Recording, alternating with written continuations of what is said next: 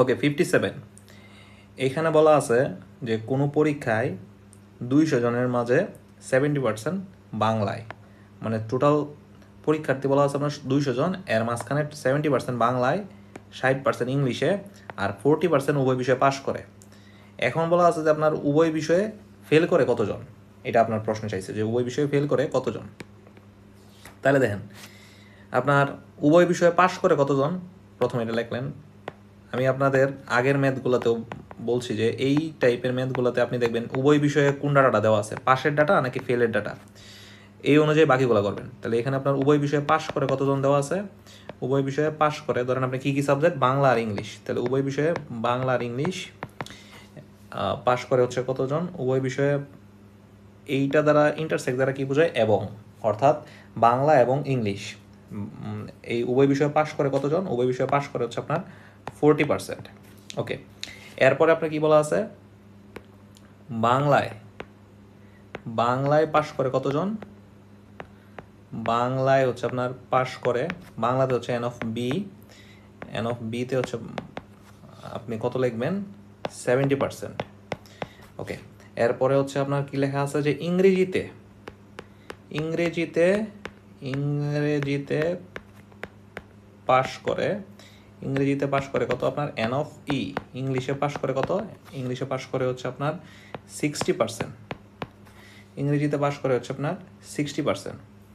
এখন দেখেন এটা আপনি কি লিখলেন যে প্রথমে লিখলেন উভয় বিষয়ে পাস, পরে বাংলায় পাস, পরে হচ্ছে ইংরেজিতে পাস, কতজন, এতজন।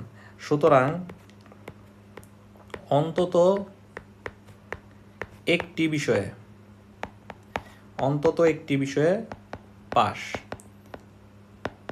অন্তত একটি বিষয়ে পাস, এটা কীভাবে লিখবেন, এটা আগের ম্যাথগুলোতে আমি দেখাইছি যে n of B union E, এই কথাটার মানে কি, n of B plus n of E minus n of B intersect E. আচ্ছা, তাহলে দেখেন এন অফ বি কত দেওয়া আছে, এন অফ বি দেওয়া আছে আপনার 70, এন অফ বি হচ্ছে 70, এন অফ ই কত, এন অফ ই হচ্ছে আপনার 60 minus n of B intersect E কত 40। তাহলে এখানে আপনার আসে কত, এখানে আপনার আসে 70 আর 60 কত, 130 থেকে 40 বাদ দিলে 90%। এখন আসেন আমরা চাইছি কি, উভয় বিষয়ে ফেল করে কতজন, অন্তত একটি বিষয়ে পাস, এটা যদি 100 থেকে বাদ দেন তাহলে তো আপনার উভয় বিষয়ে ফেল আসছে। এটা আমি এই টাইপের অঙ্কগুলার ফার্স্টের মানে অঙ্কগুলার করার আগেই হচ্ছে আপনাকে এটা বুঝাই দিয়েছিলাম যে অন্তত একটা বিষয়ে পাস, এটার উল্টা হচ্ছে কি আপনার উভয় বিষয়ে ফেল, উভয় বিষয়ে ফেল, অন্তত একটা বিষয়ে পাস মানে এটার উল্টাই হচ্ছে আপনার উভয় বিষয়ে ফেল, উভয় বিষয়ে ফেল হবে। তাহলে কত হবে, 100 থেকে যদি আপনি অন্তত একটা বিষয় পাস এটা বাদ দেন তাহলে এটা হচ্ছে আপনার 10%। আচ্ছা, তাহলে উভয় বিষয়ে ফেল করে আপনার 10%, কিন্তু আপনার প্রশ্নে চাইছে কি, মোট শিক্ষার্থী কত, 200 জন, 200 জনের থেকে আপনি উভয় বিষয়ে ফেল করছে আপনার 10%। এখন তাহলে সুতরাং আপনি যদি এখন এটা হিসাব করতে যান কি লিখতে পারবেন, সুতরাং উভয় বিষয়ে,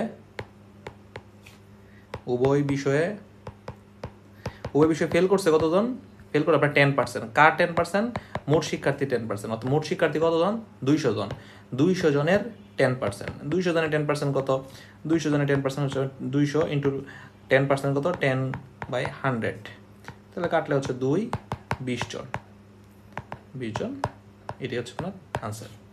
ওকে, এখন হচ্ছে আপনার যাবো আমরা 58 নং ম্যাথে। এখানে বলা আছে যে আপনার একটা হাই স্কুলে 70% পরীক্ষার্থী ইংরেজিতে, 80% পরীক্ষার্থী বাংলায় পাশ করে, 70% পরীক্ষার্থী ইংরেজিতে, 80% পরীক্ষার্থী বাংলায় পাশ করে। এখন আপনার বলা আছে উভয় বিষয়ে ফেল করে আপনার 10%। তাহলে এই অঙ্কগুলোর আপনার মেইন নিয়মই হচ্ছে আপনাকে ফার্স্টে দেখতে হবে উভয় বিষয়ে কী দেওয়া আছে, পাস নাকি ফেল। দেওয়া আছে আপনার এখানে উভয় বিষয়ে ফেল, উভয় বিষয়ে ফেল কত, উভয় বিষয়ে ফেল হচ্ছে আপনার 10%। উভয় বিষয় কোন কোন বিষয়, ইংরেজি এবং বাংলা, উভয় বিষয়ে ইংরেজি এবং, আচ্ছা উভয় বিষয় যেহেতু তাহলে আপনার এবং, কারণ এবং কথাটা হচ্ছে আপনার, এবং কথাটার মিন কি, এবং মিন হচ্ছে আপনার ইন্টারসেক্ট, এবং হচ্ছে কি দ্বারা বোঝায়, ই ইন্টারসেক্ট বি, ই ইন্টারসেক্ট বি, এই কথাটার মানে কি, ই ইন্টারসেক্ট বি এই কথাটার মানে হচ্ছে ইংলিশ এবং বাংলা, এই উভয় বিষয়ে ফেল কত, 10%। এখন দেখেন আপনার এনে কি দেওয়া আছে, আপনার প্রশ্ন দেওয়া আছে ইংরেজিতে ইংরেজিতে কত? ইংরেজিতে পাস করে, ইংরেজিতে পাস হচ্ছে আপনার 70%, ইংরেজিতে পাস হচ্ছে আপনার 70%। এখন উভয় বিষয়ে ফেল হচ্ছে আপনার এত, তাহলে আপনি কী বের করবেন? ইংরেজিতে ফেল।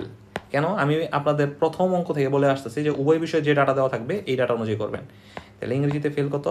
ইংরেজিতে ফেল হচ্ছে আপনার n of e 100 মাইনাস 70 বা 30%। এখন আসেন, ইংরেজিতে পাস গেল, এরপর হচ্ছে বাংলায় পাস। বাংলায় পাস করে, বাংলায় পাস করে কতজন দেওয়া আছে আপনার? 80%। সুতরাং বাংলায় ফেল করে, বাংলায় ফেল করে কত? n of b 100 মাইনাস 80 বা 20%।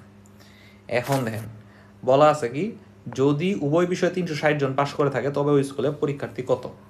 এখন দেন আপনি ফার্স্টে কি বের করবেন? অন্তত একটি বিষয়ে, অন্তত একটি বিষয়ে, অন্তত একটি বিষয়ে ফেল, অন্তত একটি বিষয় যদি ফেল করতে, এটা যদি বের করতে চান, অন্তত একটি বিষয়ে ফেল মানে কি? ইংরেজিতে ফেল কত? 30%।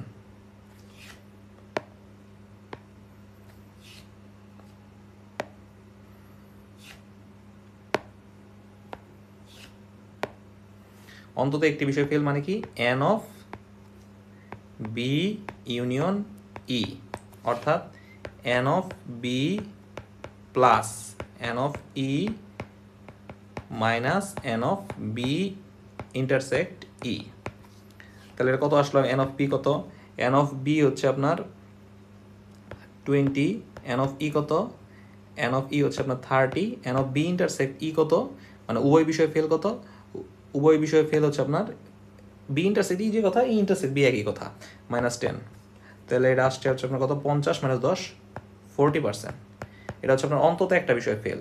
সুতরাং উভয় বিষয়ে পাস, উভয় বিষয়ে পাস, অন্তত একটা বিষয়ে ফেল, এটা যদি 100 থেকে বাদ দেন